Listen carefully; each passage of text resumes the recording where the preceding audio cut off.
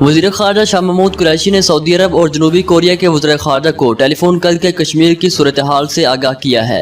शाह महमूद कुरैशी ने सऊदी हम मनसब आदिल अल जुबैर और जनूबी कोरिया के वज़ीर ख़ारजा को टेलीफोन किया और मसला कश्मीर पर गुफ्तगू भी की। शाह महमूद कुरैशी ने कहा कि भारत ने गैर कानूनी एक तरफा इक़दामात से कश्मीर की खुसूसी हैसियत ख़त्म की है और जबरन मुसलमानों की अक्सरियत को अक़लियत में तब्दील करने की कोशिश की जा रही है। वज़ीर ख़ारजा ने कहा कि मकबूजा कश्मीर में 25 रोज से मुसलसल कर्फ्यू नाफिज है। खुराक और अद्वियात की शदीद किल्लत पैदा हो चुकी है, जबकि ईद और नमाज जुम्मा की अदायगी तक नहीं करने दी जा रही। इंसानी हकूक की आलमी तंजीमें संगीन खिलाफ वर्जियों की निशानदही कर रही हैं।